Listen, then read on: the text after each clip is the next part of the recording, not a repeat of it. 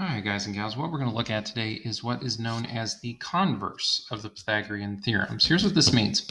Converse means to do something in reverse order.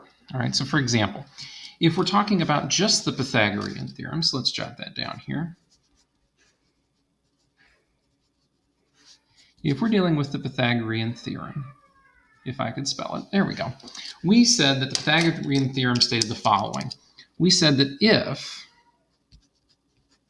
we have a right triangle, all right, so if that triangle we have has a right angle in it, then we know that a squared plus b squared equals c squared. And we've been using this to solve problems like this. For example, a problem like this, or maybe we know this side is 3 and this side is 4, and the question was, well, what's that other side? Or problems like this, where we've known, say, that this side is 8 and this side is 3, then what's this side? So we've been able to use Pythagorean theorem knowing that we had a right triangle to find missing side lengths. So we could find A, we could find B, or we could find C. And that's what the Pythagorean theorem deals with. However, what we're dealing with today is known as the converse. So what we're going to do is we're going to reverse the order here. So this time around, we're going to say, let's see, the converse of the Pythagorean theorem. Here's what the converse states. It says, look, if a squared plus b squared equals c squared, then we know we have a right triangle. So notice the difference. In this first version, just the Pythagorean theorem, we know, all right, let me put this here, we know that the triangle is right.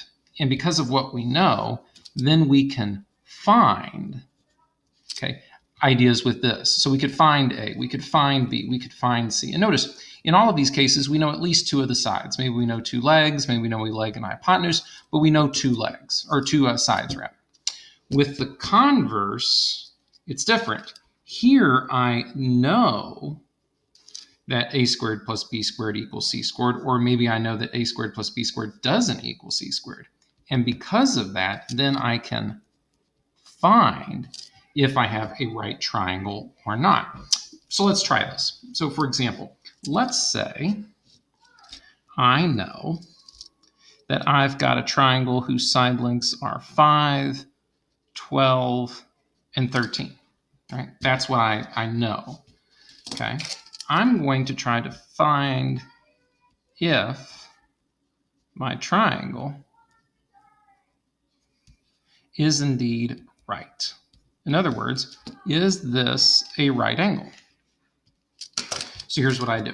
Notice in this case, I've got all three sides, all right, all three sides of my triangle. So what I'm going to do is I'm going to take those and plug it into the theorem like we've done before, a squared plus b squared equals c squared. And what we're going to try and see is, are these two sides equal? If they're equal, cool, we've got a right triangle. If they are not equal, so maybe C is too big or A and B is too low, then that means we don't have a right triangle. So here we go. Let's try it. So we're going to take 5 squared plus 12 squared equals 13 squared. Now remember, the hypotenuse always has to be the longer side. So regardless of what our triangle looks like, we're always going to put the longest side in the C position, the two shorter sides in the A and B positions. Remember, A and B is interchangeable. Doesn't matter which one you put there. So 5 squared is 25. 12 squared is 144. And hopefully by now you're learning those. And 13 squared is 169. All right, well, let's add this side up. 25 added to 144 is 169. And sure enough, the two sides are equal. So that means that, yes, we have a right triangle. Cool. Let's try another one. Suppose I've got something like this. Suppose I have, say, I don't know, maybe I've got 8 on one side, and I don't know. Let's make it up. Maybe I got 16 on this side, and then maybe on this side it's 17. I don't know. We'll make it up. Is this a right triangle? So again, we'll do it the same way. A squared plus b squared equals c squared. Well, let's take all of our side lengths and plug them in. So 8 and 16, notice those are the two short sides, so they'll go in for a and b. So 8 squared, 16 squared, and then 17 being the longest side will go here in the c squared position. Now remember, if you don't know some of these, for example, most of us probably don't have 17 squared, you can use a calculator and get those answers pretty quickly. So for example, 17 squared is 289. Of course, we should all know 8 squared, that's 64. And then 16 squared, if it'll let me, 16 squared gets you 256. There we go. So let's add our 256 and our 64 and see what we get. 320. 320. Well, notice 320 is not equal to 289. So if this happens, then I can say about my triangle, I can say, no, we do not have a right triangle. All right. So if they equal, cool, then that means we've used the converse correctly, and we know that, hey, we've got a right triangle. Again, we can still use the converse correctly, but if it does not equal, then it means, hey, we do not have a right triangle. So that's the very, very basics. Now, one thing you probably want to learn, and this will be the last thing we cover today, is something called Pythagorean triples. All right.